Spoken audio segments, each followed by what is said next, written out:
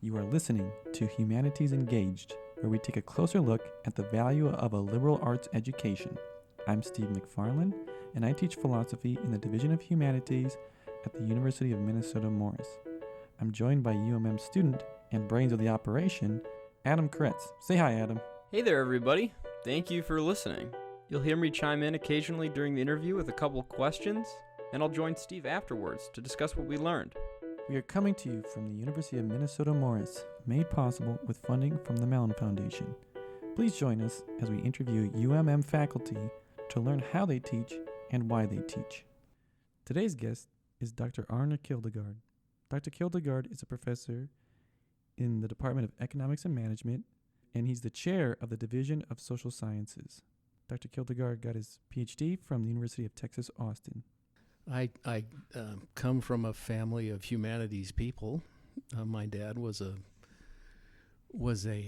theologian at the Lutheran School of Theology in Chicago, so his buddies were sort of the leading lights of the Lutheran movement in the United States. And he was a lesser light, but he was a light nonetheless. And there were lots of interesting conversations around the dinner table with those guys.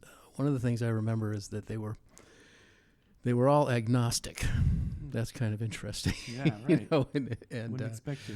And when they actually went out into the rural churches and into the world of actual flesh and blood Lutheranism, the blood would kind of drain out of their faces, and they would question their career choices. But anyway, that was my dad's work, and my mom was a children's librarian and a storyteller, and both of them were sort of idealistic, and they went through their hippie phase in the late 60s and early 70s where they were wearing dashikis and very finding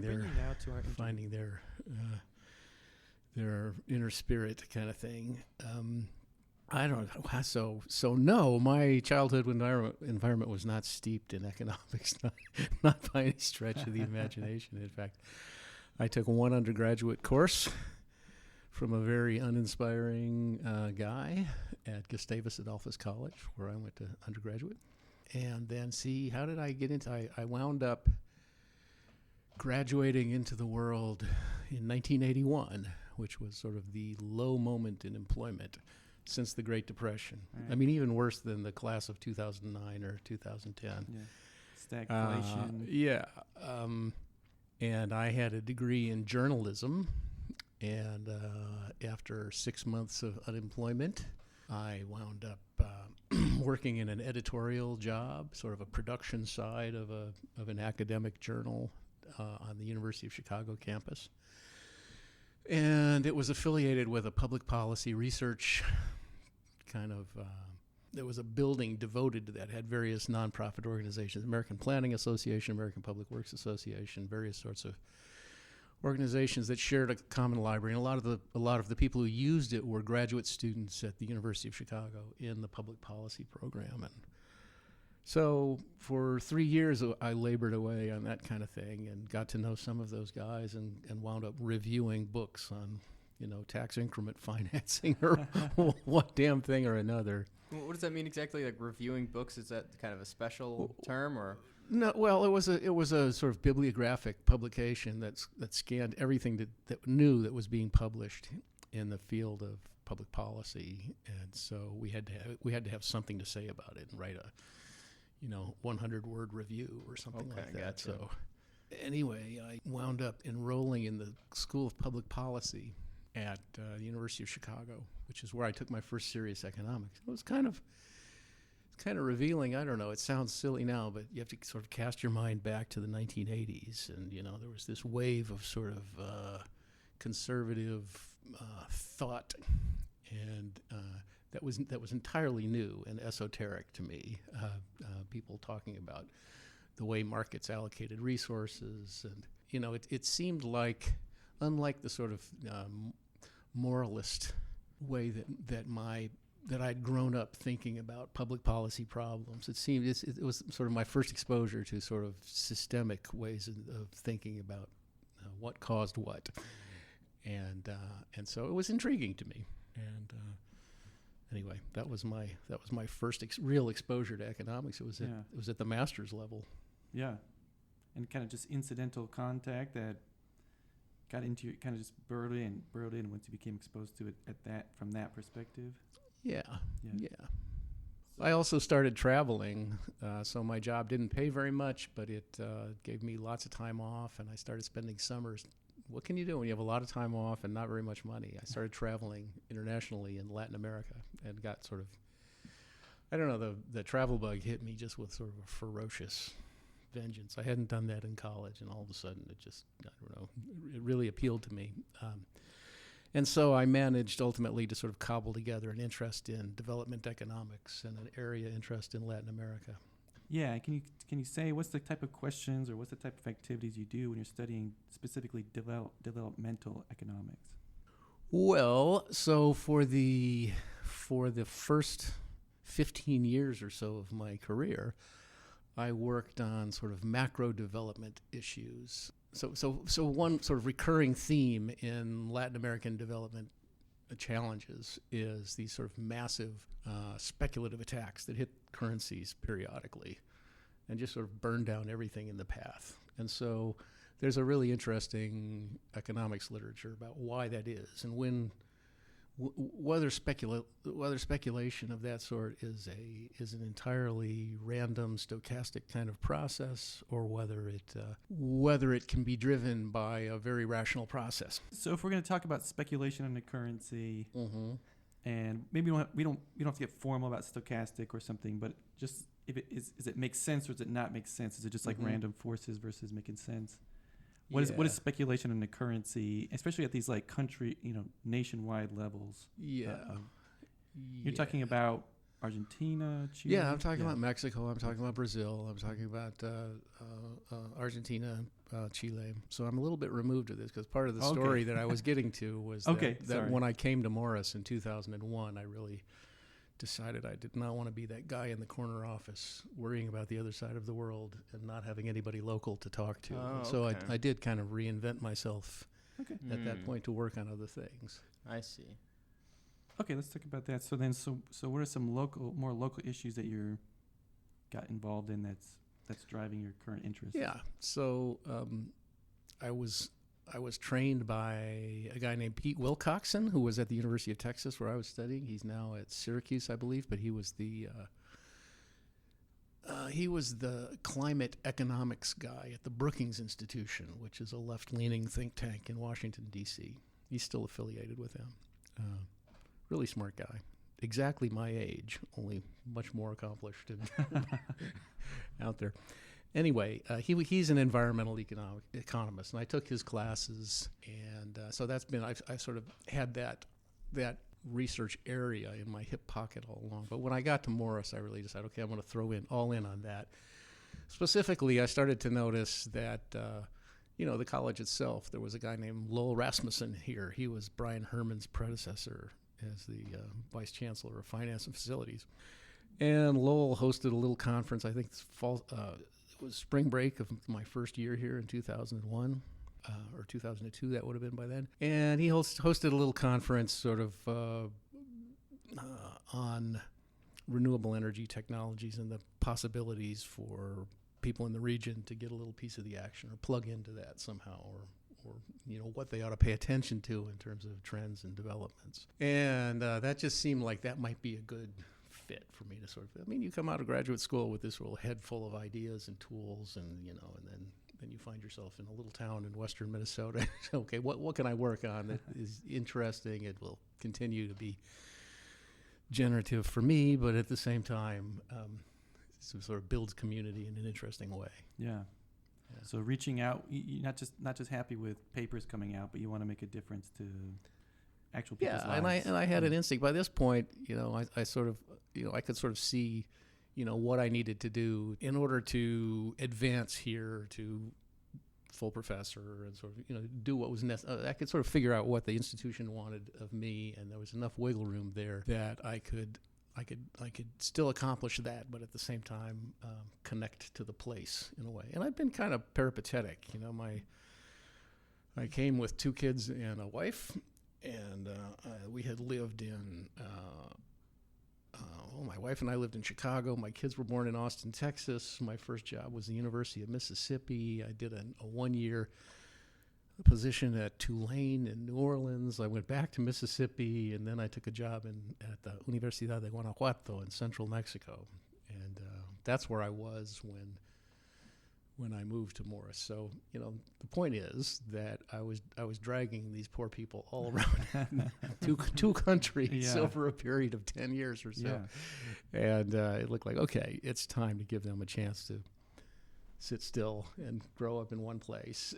And Morris turned out to be that place. So now we're at Morris. Now you've been teaching here for a while. Mm-hmm.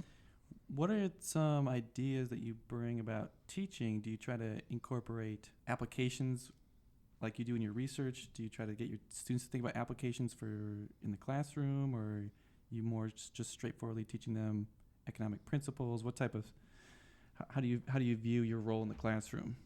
Well, so I continue to be interested in economic theory, but not for economic theory's sake. Mm-hmm. It's a powerful way to sort of figure out why things turn out the way they do. I mean, something as simple as the tragedy of the commons, for example, is an example of sort of individual rationality leading to collective irrationality. Mm-hmm. And economics is full of sort of explanations like that are, it's not necessary to invoke, corruption or stupidity or, some other extraneous kind of explanation for things. Often you wind up with some sort of perverse outcome because the way the systemic incentives are set up, it sort of leads inexorably to that thing. Yeah, and so that's kind of a new way of thinking. It was new for me when I first came across it. Yeah, and I think it's new for students for the most part. Yeah, and so when I think of how I want to teach, I want to introduce them to those, to those insights from game theory and microeconomics. That are really counterintuitive, but that sort of open up a way of looking at the world that is different, right? And then do you encourage them to find examples of these things in their life and turn attention to them, or how are you structuring your assignments to make sure that they're picking up on the concepts that you're trying to get across? Yeah, no, that's a good question. I guess my general feeling about that is that college kids don't have enough experience to draw on to sort of come up with. I haven't been very successful trying to draw out of them how their own life experiences confirm this. Yeah. So, I spend a lot of time making sure they sort of understand the mechanics of it. Mm-hmm. So lots of problem sets and but then lots of examples from that they would have no way of having had exposure to. Like here's this funny thing that happened in the airline industry, or here's this funny thing that happened, when Mexico tried to, keep gas prices down in the 1980s, or these are. Why would they know that? Why would anybody know that? I feel like maybe my comparative advantage as a faculty member is the ability to take some structure from the theory and put meat on it and put, intriguing anecdotes. So, do you have a salient example for somebody like me who I haven't been in an economics class? Is there an example that could help me understand the idea you're drawing up here? Well, do you know the tragedy of the commons? Oh, right. I was going to ask about that. I'm not super familiar with that. Okay, so it's sort of classically articulated by Garrett Hardin back in the 1960s, and so the classic example is of a sort of shared commons on which the villagers graze their cattle. And when you think about it, the trouble is that the pasture itself has a limited grazing capacity. It can only hold so many cows. But from the point of view of every individual villager, if they add an extra cow onto the pasture, they get the full value of that cow once it's fat and marketable. But what that cow does is it degrades the pasture for everybody else. So they're basically socializing the cost of a degraded pasture and privatizing the benefit of a fat cow. right? And so they're acting perfectly rational, but when everybody does that, you wind up with a pasture that supports a much lower stock of cattle overall than it would if you would just like limit the population on it. Perfect. Thank you. And then do you have a real life cases of so Adam's original question is, what's like a real life case where we've seen something like that? Well, so the Iraq War, for example, was fought. So Kuwait and Iraq share a common oil field, and the Kuwaitis were famous. So just picture a big underground reservoir. It's not quite that simple, but picture that.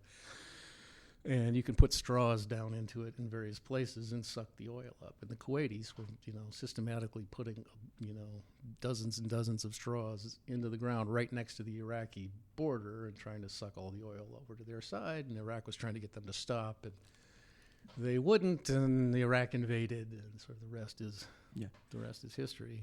So you've mentioned a few times that the causal mechanics of things is maybe a particular interest to you.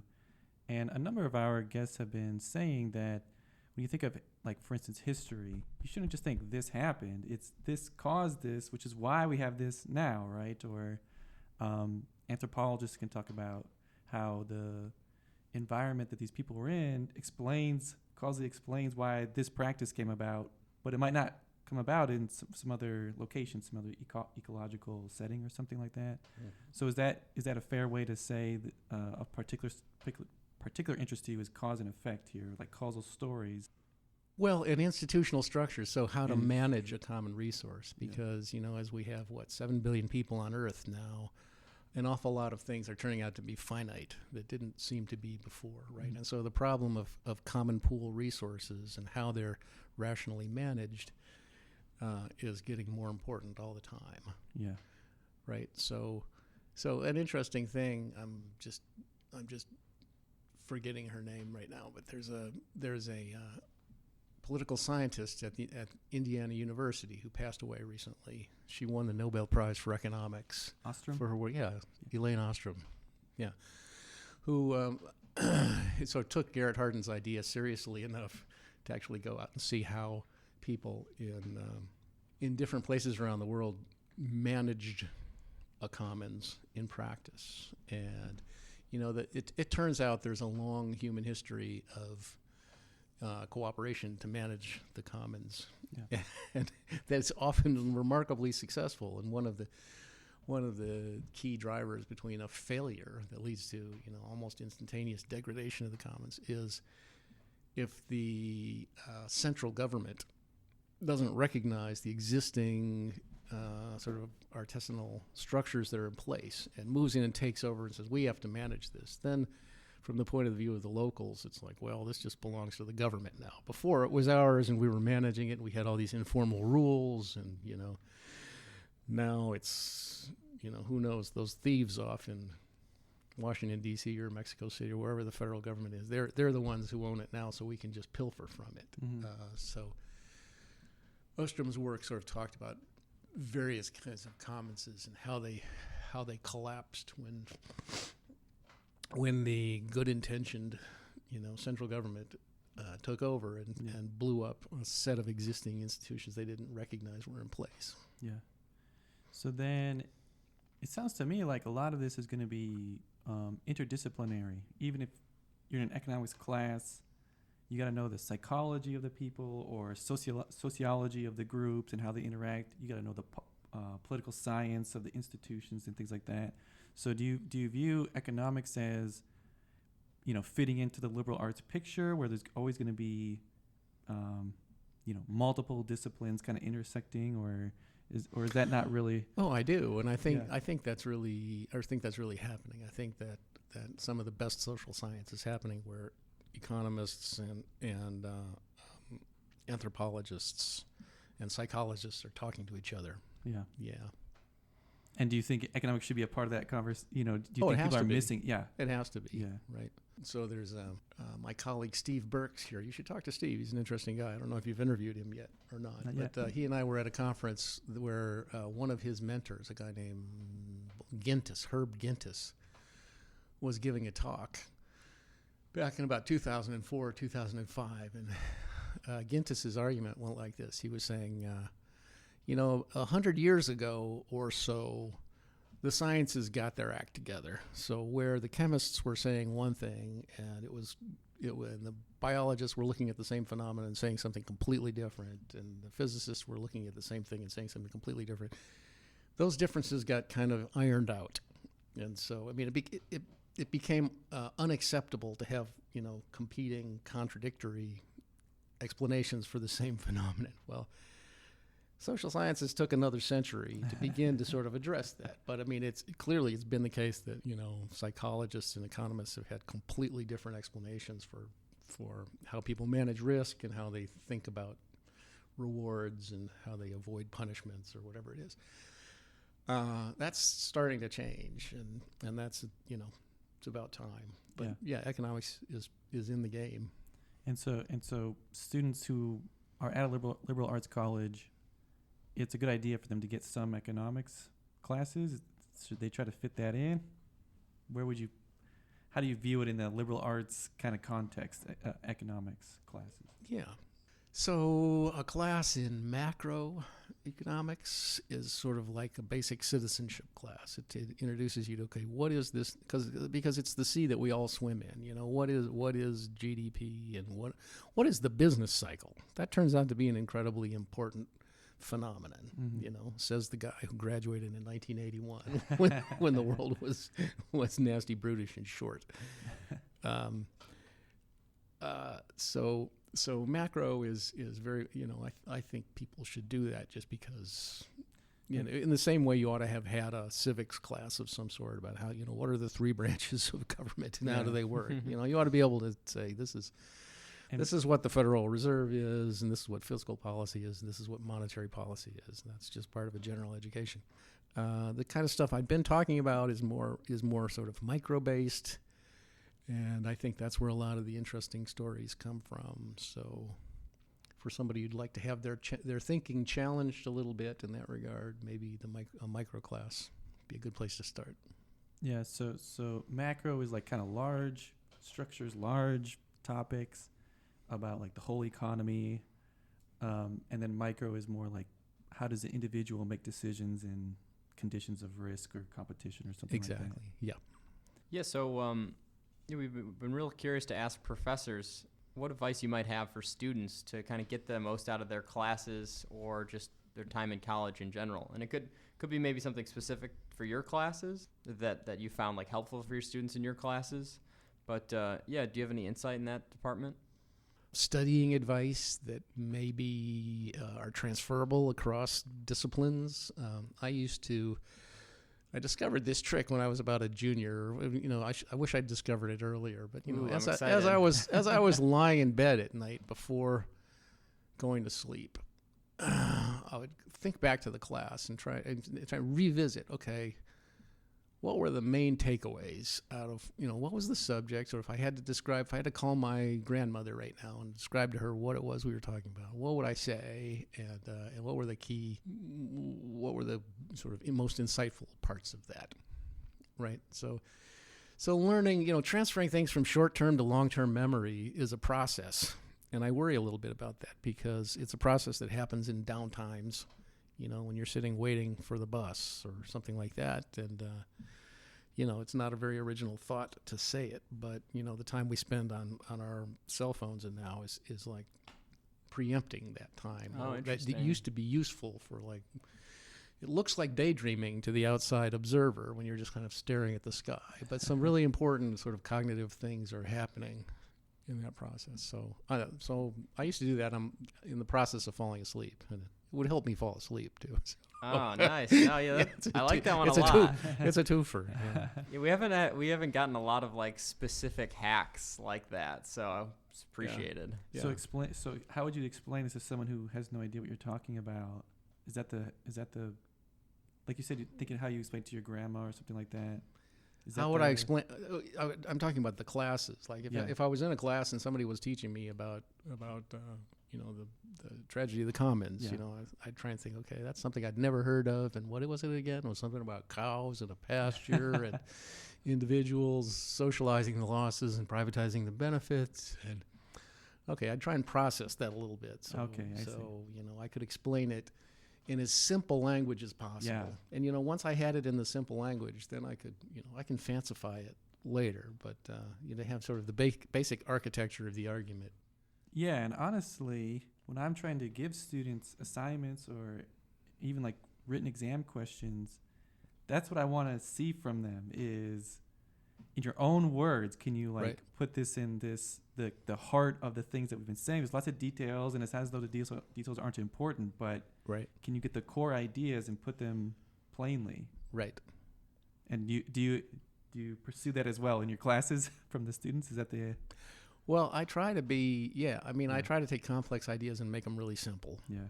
Right. So, that's doing something like, pre-chewing the food for them or something. Yeah. The students can get lost in this. And it's partly, it's not entirely their fault. Mm-hmm. So, I used the word peripatetic earlier, and you're like, what the hell is that? Well, okay, sorry. I apologize for that.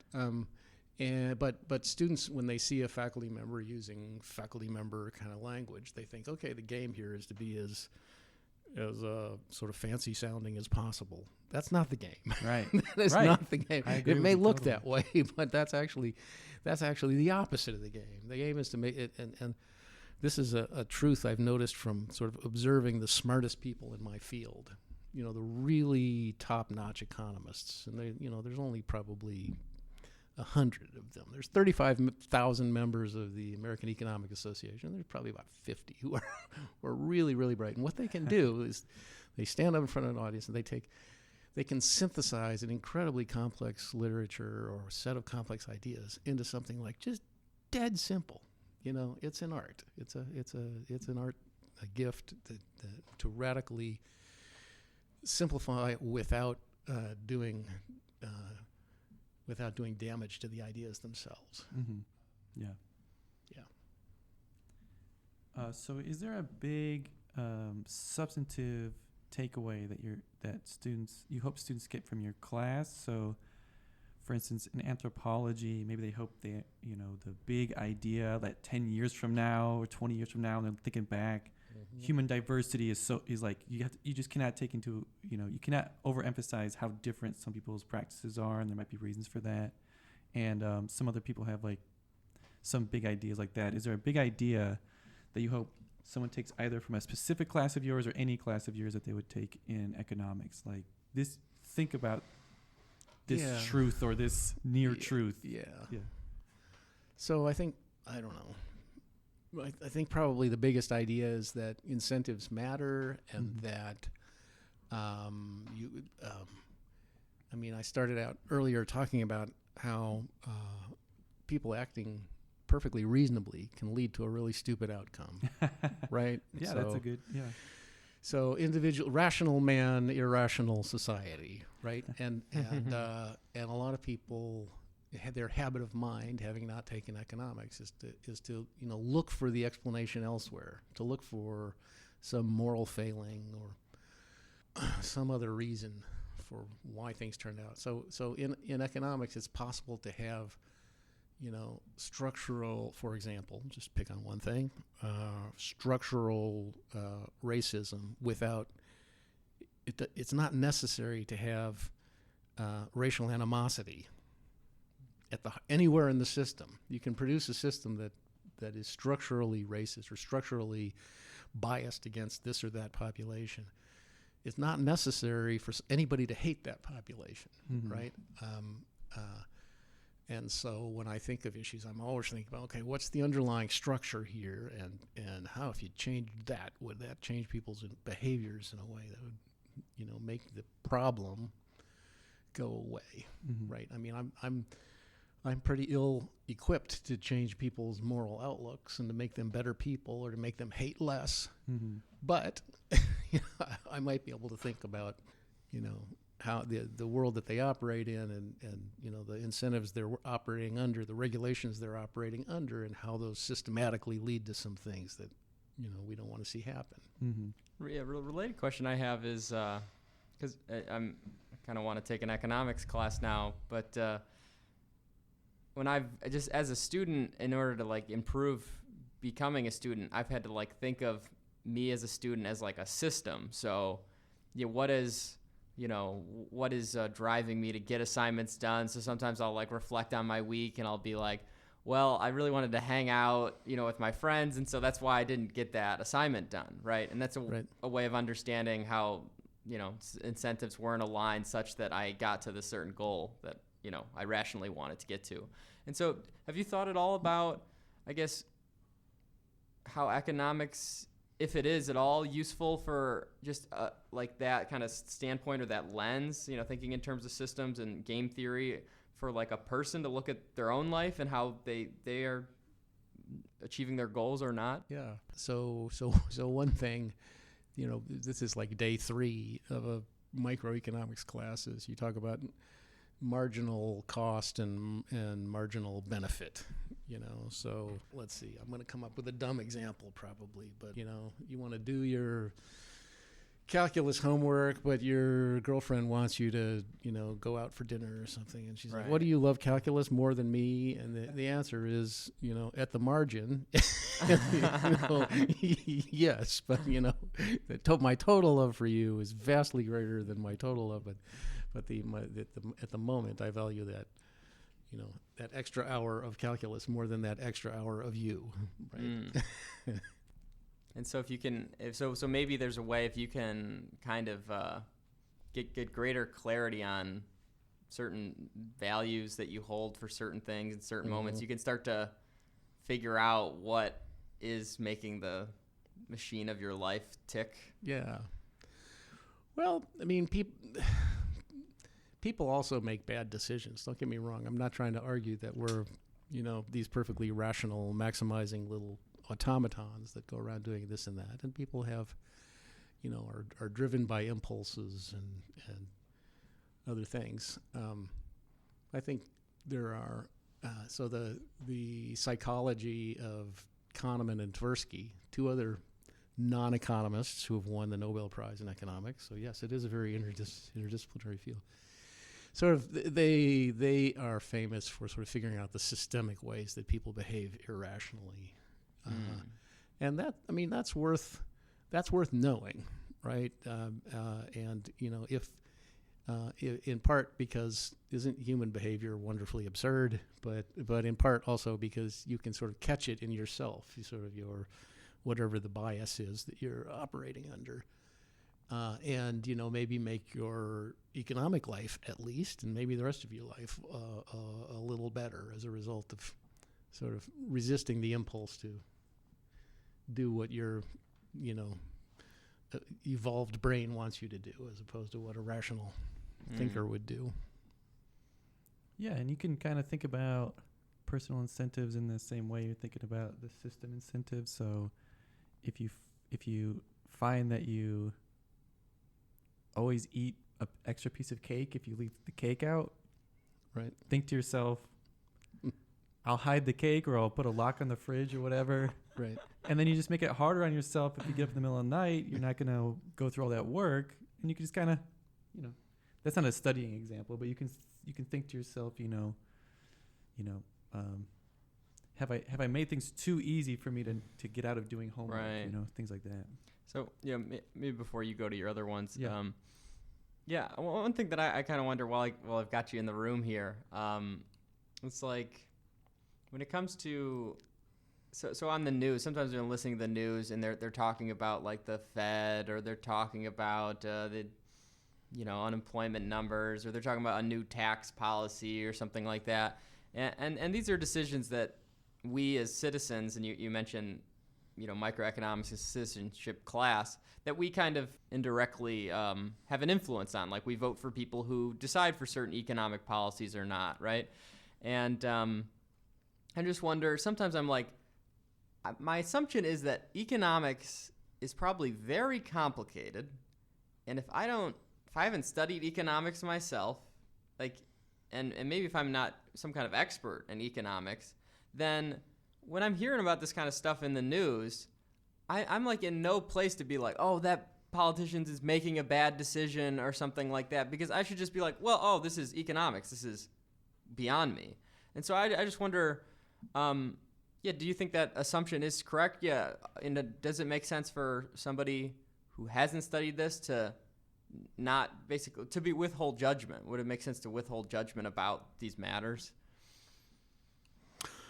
Well, people are allowed to have opinions. Of course, I'm not talking about more educated opinions. Speech. Yeah, no, more educated opinion is better than less educated opinion. But what you're going to find out is that it's a contested space. When you're talking about economics, there are interests that collide with each other, and you're not going to find a chorus of agreement out there, right? What you have to do is sort of decide what are first principles here. What do we care about, and who's making an argument based on that, and who's making an argument based solely on kind of self-interested or parochial interests in this way or that way. So, yeah, so how do you cut? I remember that conundrum, and not just with economics, but, when I was a student, remembering sort of so many of the sort of debates that adults were having. Was like, how do you even cut through the fog? Here this guy looks like a smart guy, and he's saying he's saying black, and this guy looks like a smart guy, and he's saying white. And how am I supposed to know? I'm just 19, right? Well, it's education is sort of a lifetime long phenomenon. So, but it shouldn't be professionalized. Everybody has a stake in economic life, and a lot of economic policy and regulation is about sort of fairness and how we're going to organize things as a society. So you need to be part of that discussion. Yeah. So, because what you just sketched there with like your 19-year-old's conundrum, that is kind of one of my main interests right now is what do you do in the case where it's white and black and nothing about white or black? You're not an expert in either of those things. So is your suggestion that it's just like, well, on the one hand, you have some skin in this game, and so it makes sense to care, and you're not an idiot, so it makes sense to have thoughts about it, and you just have to acknowledge that there's some things that you are going to be more knowledgeable or more insightful about than others. Is that kind of where you've come in terms of facing that conundrum? You talking specifically about economics? Well, you said that it's kind of across the board the similar type of issue, right? So I'm thinking about it broadly. Yeah. Yeah. But you could talk about it specifically with economics if that suits you. Well, I don't know. One of the prerogatives, having lived a long time, is you've had time to kind of visit some things and figure out where you stand on them, and you're not constantly questioning that. I kind of have my opinion. I'm not a labor economist, but I kind of have my opinion about labor law, and occasionally I read an article and I'll just think, oh, that guy's just making that old argument, or this guy, so he's got it right. So. It's a lifetime process, and it should never be like professionalized to the point where nobody can get in on the conversation. Cool. Yeah, interesting. So do you have any methodological ideas that you hope your students get? So if they're going to think more like an economist after taking your classes, what's that look like? If you could just like make sure that they come out thinking this way a little bit more. Anything like that? Honestly, I think a lot of what happens when you're 19 and you're taking classes, you learn by imitation, right? You sort of like inhabit the argument that you've been presented by your faculty member, and you'll grow out of it, and you'll realize when you bump into other ideas that this habit of mind is not large enough to sort of do the things I want to do with it, but just by sheer imitation, is the way a lot of undergraduate learning takes place, I think. I don't know. I agree with you about that, but so like, for instance, earlier you mentioned that you thought maybe people think too moralistically about these things. So maybe shedding some moralism about how the world works, is that a thing that you try to get across in your classes, or is that just something else you think? shedding more, making people reason less moralistically. Is it? Yeah, and using and thinking of cause and effect in terms of respondents to incentives or something like that. Is that something that you try? Well, I mean that's what the field is. So I try to model that. Yeah. But I also try to model sort of the limitations of it. I try to put meat on the bones on that skeleton so that they can see it in a more vivid sense. But it doesn't. I mean, it's not a silver bullet. One size fits all kind of explanation for things. So I don't know. One of the things I model is here's somebody who's pushing 60 years old who's still kind of curious about the world. Yeah, they're still finding new stuff and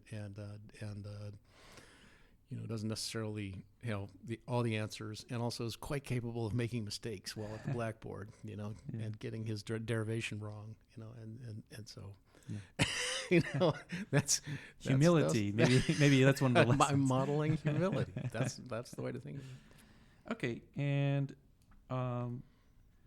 are there resources where we could learn more? I know in economics there's tons of blogs and access to economic thinking out there, but is there things you could recommend? We usually hope for something aimed at a very general audience who maybe don't know anything about economics, and then maybe something that if you've had a couple classes, you could still learn more if you looked at this resource. Could be videos, could be podcasts, could be reading. I used to be a big fan of Paul Krugman. He's now a New York Times columnist, and most of his work is now about national politics. He still throws in some economics from time to time, but he was one of those guys who, was able to distill and clarify complex issues for everybody's benefit. But his early books on trade and geography are written for a generalist audience, and they're really smart. Yeah, so I'm also a big fan of the work of Joe Stiglitz, who used to be chief economist at the World Bank and has done a variety of other intelligent things. But he's in terms of a good read that an educated person who didn't necessarily know a lot about economics could grasp and be enlightened by. Anything by Joe Stiglitz would be good. Or Jamie Galbraith. He was actually on my dissertation committee. He's the son of John Kenneth, the famous Harvard economist. But Jamie is now a very distinguished economist and writer in his own right. He's at the LBJ school in Austin still, I think. But he's written a bunch of... He writes on macro topics, but really smart, cosmopolitan, insightful guy. Over time, my interests have become sort of much more. So I didn't quite finish that conversation about what I'm working on now. So, sure. So yeah. I'm thinking a lot these days about global climate change and human contribution to that, and specifically one of the big sectors that contributes to that is the electricity sector, right? And there are all of these. This gets back to Lowell Rasmussen and my early transition to thinking about these things instead of thinking about currency crises in Latin America. A lot of the there are a lot of sort of micro scale distributed technologies now that will produce electricity from low density renewable energy flows, solar, wind, biomass. These were not accessible before. Before it was all very high density combustion of high density fossil fuels, and that's something like 35 or 40% of the world's CO2 emissions are from the electricity sector. It's mostly burning coal, and now there's some transition to natural gas. But so I think a lot about how is that industry structured. So the energy industry is really highly regulated. People sort of throw out this free market shibboleth at you, like that's the way things need to be. There's no aspect of the energy industry that isn't regulated up to its eyeballs. I mean, it's really, and those policies are what determine the incentives and the behavior and the outcomes. And so since about 1990, we've been moving away from a completely regulated electricity sector where, you had geographically that each utility had a geographic footprint that was unique, and nobody else could compete in it. We're moving from that to a competitive market, and there's been some really interesting developments there. And so the real challenge is, how can this old market structure that has these private investor-owned utilities at the center of it, how can it adapt to a world where instead of having central station power and it's all sent over high tension wires to local distribution grids, and all the incentives are to burn as much coal as you can, how can that transition to an industry where a lot of the power is produced at the nodes and it's done in a decentralized fashion? It all used to flow through one control panel, and so all you had to do was sort of watch what the demand was and follow it with the dial, and that's how you made sure the lights stayed on. But now you've got millions of decentralized solar panels and wind turbines and other kinds of technologies that are out on the periphery. So part of it is technological, but the economic part is, those decentralized units have to see a price signal someplace in order to know whether this is the time to turn on or not. They have to be rewarded in proportion to the services that they're affording to the grid, right? And so that's where economics is absolutely critical, because it sends sort of decentralized price signals out that indicate, this would be a really good time to add power to the grid, because it's really expensive to get there from some other source, right? So I work on, I think a lot about that. I invented a new course on that last semester. You want to say the name? Yeah, what did I call it? It was called The Green Energy Transition, but it was really a deep dive on industry economics. Like, this is the way this industry is actually structured. This is who owns what. These are the different parts of it. This is how they're articulated with each other. And these are the new pressures. It used to be all about security of supply, just making sure the lights stayed on and the prices were low. But now there's this externality of pollution associated with certain kinds of production and not with others. And at the same time, the technology has evolved so that it's not a read-only grid anymore. It's a read-write grid. There's power flowing both directions. So I'm really interested in that. So sorry, just to clarify, it's like the idea there is that these nodes don't collect the electricity unless it's at a good price for them to do so. Is that what you were saying? Well, so they're going to get paid. So if you get a solar panel, there's no reason to turn it off. It's going to get paid. Well, there could be circumstances, but basically it's going to get paid all the time. But what you want to do is you want to set up the payment system such that what it gets paid corresponds to the contribution it's making to the grid. And that varies a lot over the course of the day. So the value of power when, so picture like the hottest day of the year, late July, everybody's got their air conditioners on. They all get home from work and they crank up the house air conditioner. That's when the system is peaking. Now, every generator everywhere in the system has to be turned on. Well, if you look at sort of the supply stack or the supply curve for that power, the generation is ordered online in order of how expensive it is. So we're always running the nuclear because that's free, or basically free, and we're always running the hydropower because all you got to do is open a sluice. That doesn't there's no variable cost associated with that. Okay, so you're always running the wind because there's no variable cost. You're always running the solar because there's no variable cost. But as the demand peaks, you've got all that stuff online, and then you've got to bring in, okay, now we got to turn the coal plants on, okay, and then we run out of coal plants, and okay, now we got to turn on, more expensive natural gas plants, and now we got to turn on. Finally, on the most expensive hour or the most expensive day of the year, they've got sort of warehouses full of jet engines.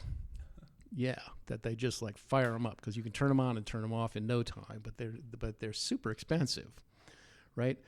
And if so the fact that you've installed a bunch of solar means that you don't have to turn on your jet engines. What you really need the solar to be rewarded for saving you having to turn on the jet engines, right? Because that's the true economic value of having that resource, right? So that's a totally non-trivial matter to figure out how to price that in a way. But if you want to you don't want solar at any cost. You don't want wind at any cost. But a rational way to think about that is, let's price the externality, the CO2, and let's price the actual marginal cost of producing, and let's value these other resources at avoided marginal cost. Does that make sense? Yeah, that's interesting. Yeah, so that's what that's about. But it turns out a lot of the interesting work that's being done is actually in sort of the nonprofit sphere. So Minnesota is rich in nonprofits that work on environmental issues. Fresh Energy is a good one in the Twin Cities. A couple of UMM students have worked there. There's a bunch of water-related ones. There's one just south of here called Cure, Clean Up the River Environment. There's a bunch of environmental nonprofits who are doing really interesting work, like Cure, the people down in Montevideo, were really essential in convincing Otter Tail Power to not double down on coal. They had planned to build a Big Stone 2 plant an hour west of here. And because some former UMM student dressed up in an otter suit and went out there and protested along with, 75 other people that Cure had gotten to the meetings. And they just sort of humiliated the company into not doing that. Whoa, that's amazing. Well, okay. I think they can take a portion of the credit anyway. Mm-hmm. Anyway, so there's a lot of interesting things happening at the nonprofit level, and as I've sort of settled into late middle age, that's kind of what I'm connecting with and trying to provide economic expertise to people who are really good at activism, but maybe don't know the first thing about economics. Right? So a lot of my environmentalist friends really have not the first clue, and so. Yeah, that seems like a really cool space to be in, because that's kind of where a little bit of my question was coming from. It's like, yes, certainly we're not all good at everything, and so there's some stuff like economics that's so complicated, and so it's cool that you get to kind of bridge that knowledge gap for some people who are doing stuff that you agree with. Yeah. Okay, thank you for the interview. My pleasure. All right. Okay, thanks again to Arne Kildegaard. Adam, what did we learn today? Yeah, today I learned just the importance of incentives. I mean, any system that you look at that people are involved in, there's some type of incentive at play. And I just find myself, listening to the news and not really taking that into consideration. And so I think that's just something valuable to have at the forefront of my mind so that I can maybe better understand what is truly going on in various situations. Because like he talked about, a lot of the times it's not just down to somebody's character flaw or something. It's down to the fact that just the system is set up in such a way as to produce certain kinds of outcomes. Yeah, I think a lot about incentives in the classroom when I'm teaching. And, it's not the same as the big macroeconomic question, but there's still this, students are going to respond to incentives, right? And also understanding what the students' incentives are when they're in the class. So one of the first things I do is give them a little sheet where they write down why they took the class. And that gives you a wealth of information, right? Sometimes it's just to get the general education credit, they don't really care about the class itself. They just need this to check a box, like we say sometimes. Do you get some students who actually write that down? Yeah, and I tell them they can because, again, that information is useful. Yeah. It's not, if I take it personally, I'm getting in the way of being a better teacher, I think. So it's important to me to know if that's the case. Or they can say it's required for my major, or they can say I'm really excited about learning this topic, or, there's a number of possible answers. And furthermore, I also ask them their major or what they're interested in studying, because suppose they say, I'm really interested in sports management. I have a class on professional ethics where there's a lot of sports management students because I think they need it for their major, or it's one of two classes they need for the major, something like that. And a lot of them will say, I'm a sports management major and I've just taken this because it's required. Now, I still want them to learn things I'm teaching in class, right? That doesn't mean that I don't have a responsibility there and also an interest in, I want all sports management majors to think a little bit about professional ethics, right? So I'm not going to have 100% success rate in getting them to think about the things that I bring up in class, and we cover a range. And I usually ask them if there was something that in particular that they found more interesting than other things. And usually it's just like a wide range. I don't get a particular majority answer on any particular topic. But going back to the original point, they're signaling to me they care more about sports management than this class. So I will bring up assignments or readings or articles that address sports management type of topics. And I'll say, I'm going to illustrate this point with the article. I could use one that's philosophy majors would prefer, or I could use one that sports management majors would prefer. And then I'll use that and have them think over and be able to use their pre-existing concepts they walk into the class with. And people like doing that. People like drawing connections between things they already know. People do like learning new things, but not all new things, not radically new things that they can't keep track of one thing to the next thing. There's like a middle space between new and connecting to old.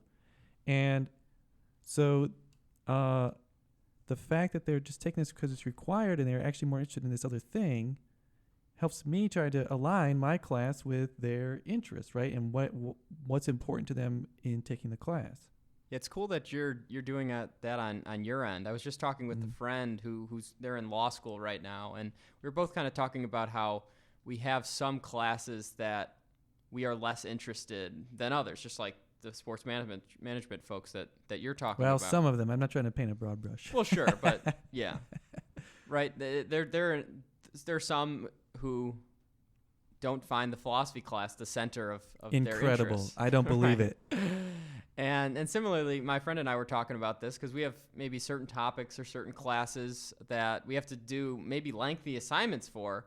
And so we find ourselves in this pickle where you need to do it just as much as you needed to do the other things. And yet you no longer have the same set of incentives. And the incentives in this case are just like, oh, I want to learn about this, right? I want to know this, right? Yeah. In the case of the thing that you are interested in, that can be one that drives you to get things done. But now you're in a situation where you don't have that anymore. And so him and I were kind of talking about this problem. So because we need just as much, we need at least a level of motivation to get that stuff done. And so how do we kind of fill in that gap that has created there?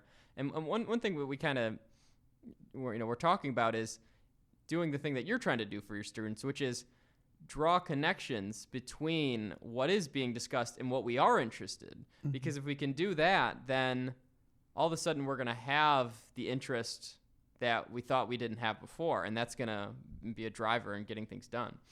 Yeah, and sometimes there's not going to be there's no like secret lock that you get the key and then you're going to suddenly love this topic. Sometimes it's not going to click ever, right?